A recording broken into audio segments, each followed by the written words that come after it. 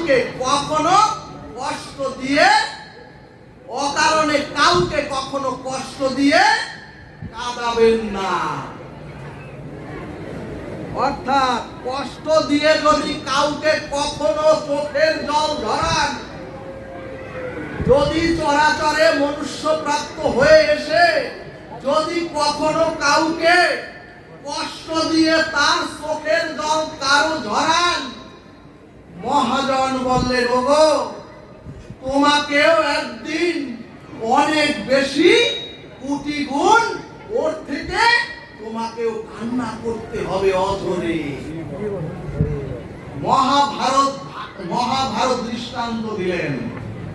অখণ্ড পরতত্ত্ব ভগবান কংসকে বিনাশ করে, অখণ্ড তত্ত্ব ভগবান যখন বসুদেব আর দেবকীকে কংসের কারাগার থেকে উদ্ধার করছেন, তখন শৃঙ্খলিত অবস্থায় দেবকী মা কৃষ্ণকে কাছে পেয়ে, দেবকী মা কৃষ্ণকে সম্মুখে পেয়ে প্রশ্ন করলেন, ও কৃষ্ণ, ও কৃষ্ণ, তুই তো আমার ছেলে, ও কৃষ্ণ তুই তো পরমেশ্বর ভগবান, তাহলে ও কৃষ্ণ তুই জবাব দে, আমি দেবকী তোর মতো ভগবানকে গর্ভ ধারণ করেও কেন আমি তোর মুখে একবারও মা ডাক শুনতে পাইনি। দেবকী মা ভগবানকে কাছে পেয়ে, সম্মুখে পেয়ে দেবকী মা বলছে, ওরে ভগবান কৃষ্ণ, আমার স্তনের দুগ্ধে আমার বক্ষ ভেজে গিয়েছে। ও কৃষ্ণ, তুই তো জানো না একজন মায়ের কি কষ্ট যদি সন্তান তার বুক টেনে ওই দুগ্ধ না পান করে। ভগবানকে বলছেন দেবকী, ও কৃষ্ণ, আমি মাতৃদেবী হয়েও আমার বুকের দুগ্ধ ভেজে সমস্ত ভিজে গিয়েছে, তারপরও কেন ও কৃষ্ণ বল, আমার বুকের কষ্ট তুই একবারও নিরসন করলি না দুগ্ধ পান করে।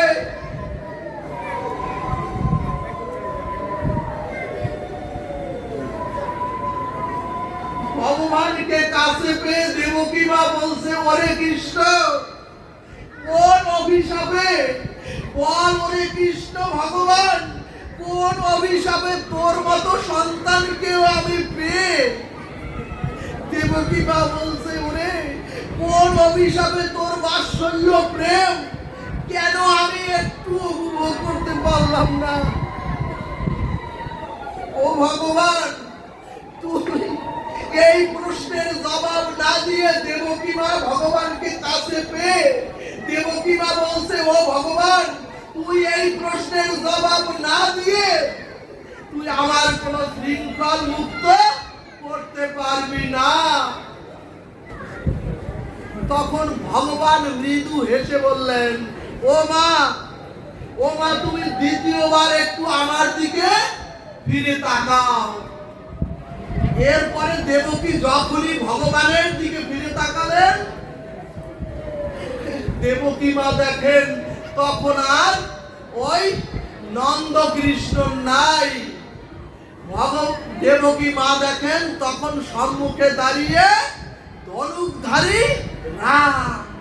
তখন সামনে দেখে দেবকী মা, সামনে ভগবান ধনুকধারী রাম দাঁড়িয়ে। তখন মা দেবকীকে বললেন, ও মা, ও মা, তোমার কি মনে আছে? ও মা, তোমার কি মনে পড়ে? দেবকী বলছে ভগবানকে, ভগবান বলছে দেবকীকে, ও মা, তোমার কি মনে আছে ত্রেতাতে তুমি রামকে বনবাসে পাঠিয়ে কৌশল্যা মাকে তুমি 14টা বছর অজরে কাঁদিয়েছিলে। ওমা কৌশল্যা তোমার চরণে পড়ে বলেছিল, ও কই কই, ও কই কই, আমি তোর দাসী হয়ে থাকবো, তবুও তুই আমার ভগবানকে বনবাসে দিস না।